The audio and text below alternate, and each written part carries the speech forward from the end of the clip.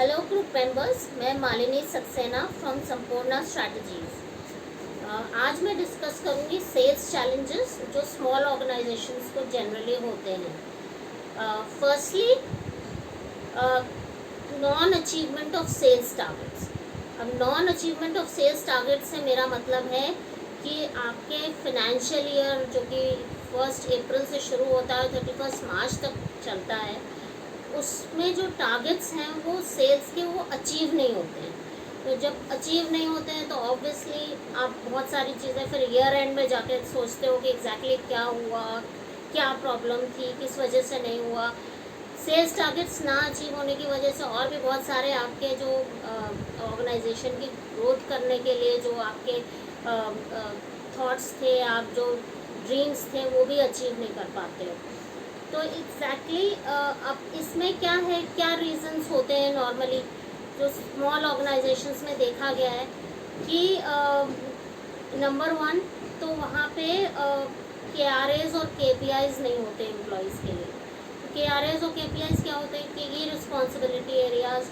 की responsibility area का मतलब है कि वहाँ रिस्पॉन्सिबिलिटीज़ कोई फिक्स नहीं होती हैं, या सेल्स एम्प्लॉयज़ को पता ही नहीं होता है कि उनका रोल क्या है ऑर्गेनाइजेशन में, की रिस्पॉन्सिबिलिटीज़ क्या हैं। फिर उनकी रिस्पॉन्सिबिलिटीज़ को ईयर एंड में या during the quarter, during the 6 month duration उनको मेजर कैसे किया जाएगा, उनको किस तरीके से परफॉर्मेंस अप्रेजल उनका कैसे होगा, ये सारी चीज़ें अनक्लियर होती हैं जिनकी वजह से सेल्स के टारगेट्स अचीव नहीं हो पाते। दूसरा ये कि ट्रेनिंग्स जो हैं वो सेल्स एम्प्लॉयज़ को कुछ भी नहीं दी जाती हैं। पहले दिन जब वो ज्वाइन करते हैं तो बस उनको थोड़ा बहुत बता दिया जाता है और फिर मार्केट में भेज दिया जाता है।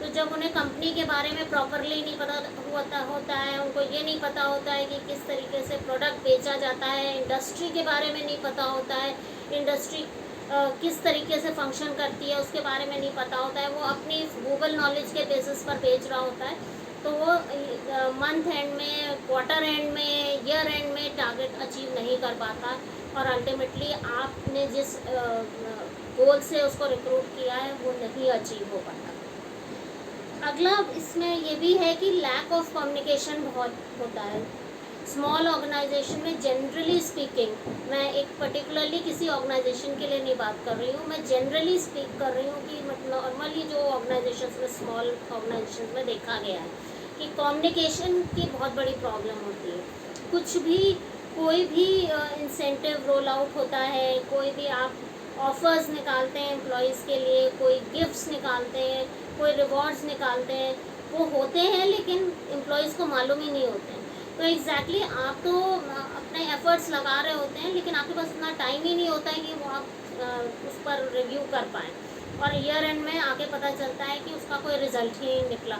फिर आप कहते हैं कि हमने इतनी बड़ी स्कीम्स भी अनाउंस की और कुछ मिला नहीं। तो उसका रीज़न ही यही होता है कि वो कम्युनिकेट नहीं की गई होती है प्रॉपरली। अगला सेकंड जो बहुत इम्पोर्टेंट पॉइंट है, weak company policy. Weak company policy से मेरा मतलब है कि कंपनी के अंदर कोई कॉम्पनसेशन स्ट्रक्चर नहीं प्रॉपरली डिज़ाइंड होता है। स्पेशली सेल्स एम्प्लॉयज़ के लिए बहुत इम्पॉर्टेंट है कि अच्छा कॉम्पनसेशन स्ट्रक्चर हो जिसमें इंसेंटिव्स कब कब दिए जा रहे हैं उसकी बहुत क्लैरिटी हो, कन्वेंस किस तरीके से क्लेम करना है वो उनको क्लैरिटी हो, किस तरीके से उनकी सैलरी आएगी, कब आएगी, कौन सी स्थिति में उनको सैलरी नहीं मिलेगी, कितना टारगेट अचीवमेंट होना ज़रूरी है, वेरिएबल पे कितनी है, फिक्स्ड पे कितनी है, ये सारी चीज़ें क्लियर हो तो सेल्स एम्प्लॉयज़ प्रॉपरली फंक्शन भी करते हैं और उन्हें एक अट्रैक्शन भी रहता है जॉब की तरफ। रिवॉर्ड स्कीम नहीं होती है जनरली, ये देखा गया है। तो मंथली, क्वार्टरली, हाफ ईयरली, इस तरह की स्कीम्स भी चलती रहनी चाहिए। ग्रोथ प्रॉस्पेक्ट्स होने चाहिए जिसकी एक हायरार्की, सेल्स हायरार्की क्रिएट होनी चाहिए कि जैसे सेल्स एग्जीक्यूटिव पे अगर कोई ज्वाइन करता है तो अगला उसका प्रमोशन क्या होगा, उसकी पे हाइक कितनी होगी, उसको कन्वेंस बढ़ के कितना मिलेगा, क्या क्या उसको आप एक्स्ट्रा पर्क्स दोगे। तो इन चीज़ों से एम्प्लॉई मोटिवेट होता है, उसको लगता है कि अगले प्रमोशन में मुझे कुछ लेने में फ़ायदा होगा। और last but not the least, जो कि बहुत ही इम्पॉर्टेंट पॉइंट है, वो होता है MIS system, which is reporting structure.